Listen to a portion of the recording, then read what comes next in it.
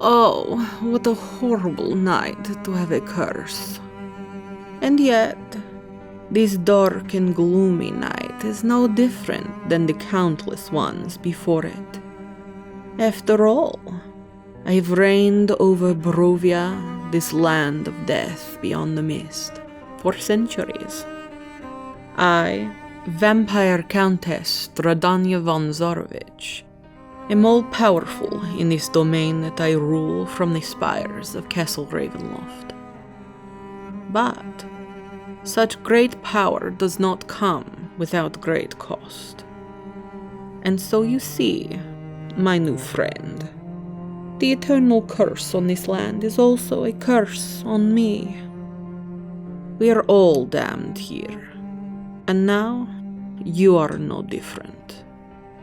But even more doomed than you or I are the 5 wayward souls approaching the gates of my realm as we speak. They do not know it yet, but their destinies are tied together, and to the fate of this dark land. What is to come will alter the course of Barovian history. A welcome bit of excitement to break up the long decades of monotony. I will not make it easy for them, but perhaps they have a ghost of a chance. At the end of this tragic story, they may finally break my curse. The curse of Strahdanya. Once and for all. As for the members of this doomed expedition, I will allow them to introduce themselves.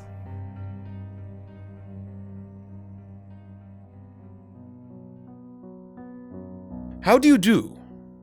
My name is Clayton Azran, archaeology professor of Misthallery University. This institution of higher learning is the most prestigious in the city of Brieg, as I'm sure you've heard. I come from a long line of renowned archaeologists, whose discoveries reside in museums across Avantris. My family's work is of such historical significance that the name Azran comes with a great deal of prestige and expectation. Throughout my illustrious career, I have led numerous expeditions into treacherous jungles, forgotten deserts, remote mountain ranges, and beyond. I have also developed a reputation for my taste in fine top hats and my magical case that has been passed down for generations. Yet, the discoveries I have to my name, while quite impressive, do not live up to the Azran legacy. Therefore, I seek to make a discovery so monumental that it will shake the archaeological world to its very foundation. And that is how I came to the culmination of my life's work, the search for the lost land of Barovia. You see, the folklore of several cultures on the continent of Striga contain brief mentions of a valley kingdom established by a conquering warlord.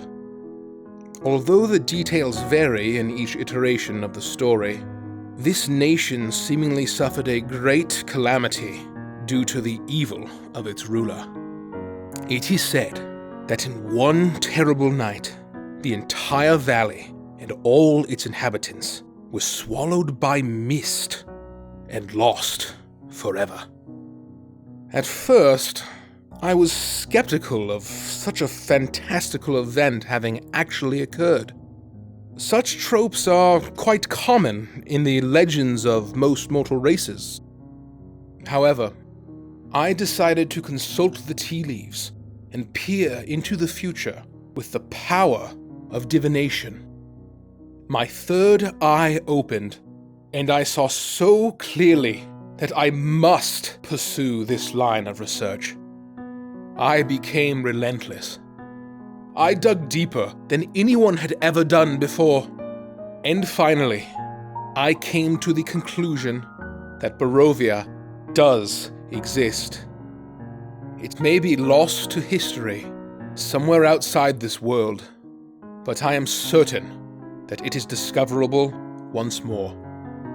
And so, I have secured robust funding from the university's wealthiest patrons and have made all the arrangements to embark upon the most momentous Azran Expedition yet. I will find Barovia, bring back proof of its existence, and publish my magnum opus.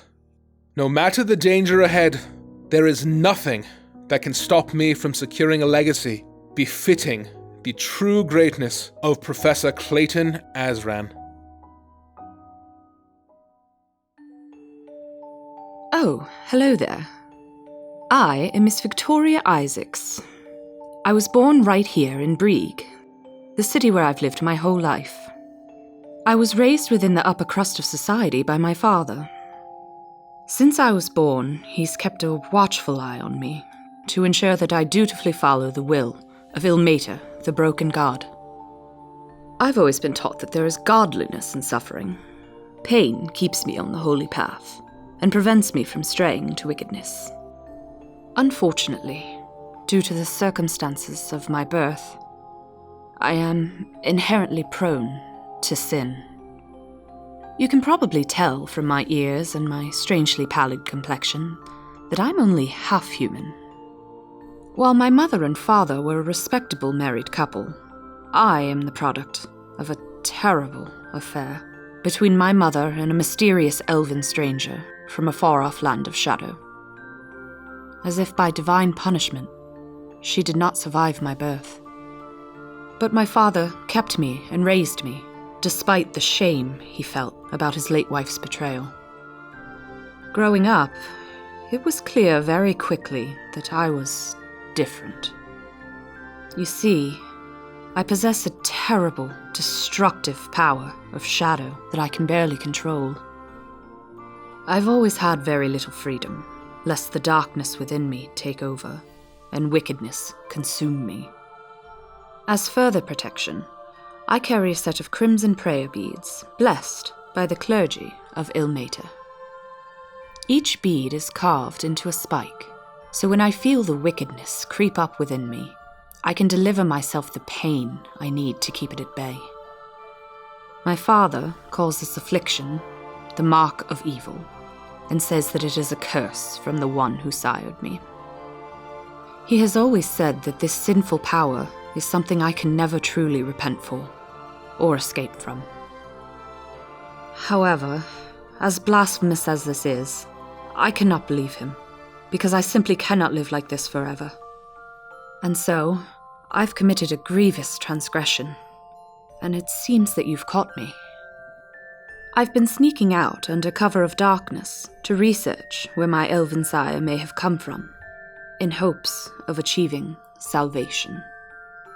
By divine providence, I discovered a lead and quickly arranged a trip to leave at dawn. I pray, desperately, that I may find this stranger or his kin and learn the nature of my curse. By the grace of Ilmater, I will either rid myself of the malady forever, or finally succumb to its ruinous shadow once and for all.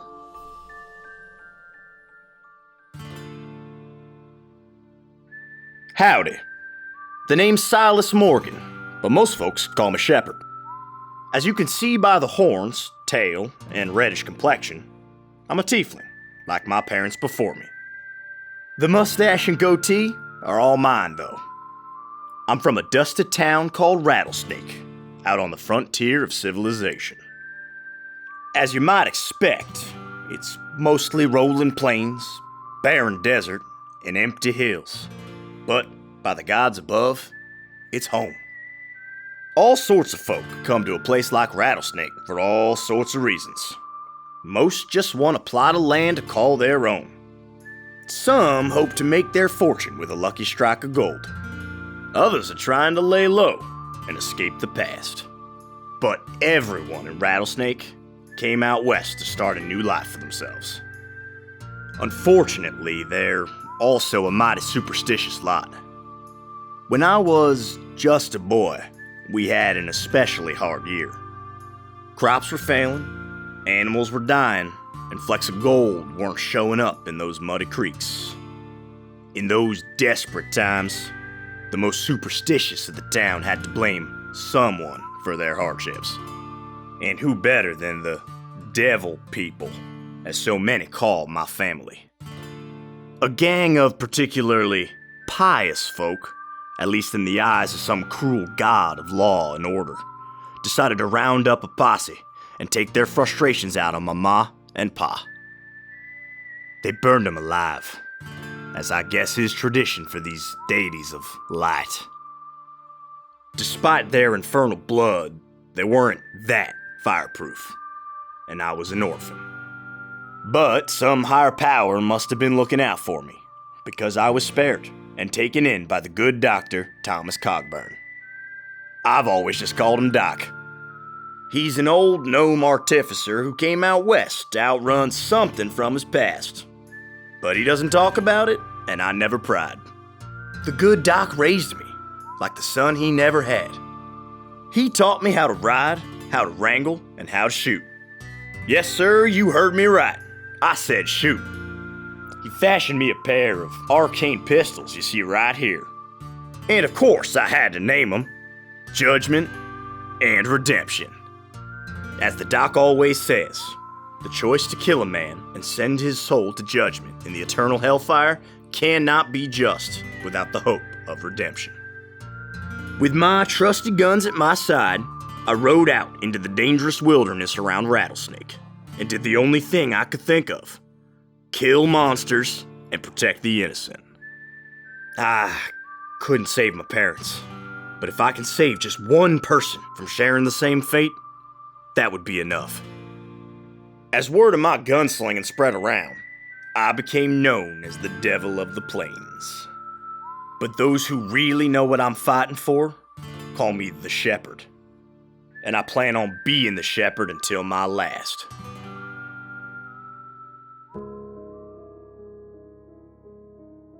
Greetings. You may call me Sarnax of the Edelwood. I am a representative of a cult, comprised entirely of lizard folk such as myself, all united in the singular zealous purpose of spreading the will and divine flame of Garrix the Fire Lord, the greatest of all the dragon gods. From the moment I hatched from my egg in the sacred garden of the faithful that is carefully hidden deep within the colossal forests of Striga, I basked in the blazing light of the Fire Lord. Ever since, I have sought to bring about true renewal that can only grow from the ashes of utter destruction that Dragon's fire brings. I also serve the will of the cult elders, who seek to bring an end to the tyranny of the owl folk aristocracy that rules the forest from the treetops above and subjugates all peoples of the forest floor below. At a young age, I performed my first ritual sacrifice of such a highborn, and soon became numb to the pain, fear, and death of our oppressors, as their slaughter served a greater good, and was committed in the name of justice. However, the cult has loftier goals beyond the occasional disappearance of a noble. The only way to remove the talons from around our throats once and for all is to burn their great treetop cities to the ground and put an end to their reign in a single magnificent night of conflagration and inferno. Achieving such a feat requires a special type of fuel, an oil that can only be tapped from trees of Edelwood that grow tall from tiny seeds and sprout brilliant leaves of red and gold. It became my holy crusade to plant these seeds wherever they would take. But finding such soil has been difficult, as the saplings require particular nutrients found only in death and decay. But by divine providence, I have seen a vision in the flame. A land beyond mist, made of death itself. A place where my Edelwood trees will thrive. And so, guided by the light of Garrix cast from my sanctified dragon-bone lantern, I have left the garden and the fellow faithful behind to serve my divine purpose, as foretold in flame.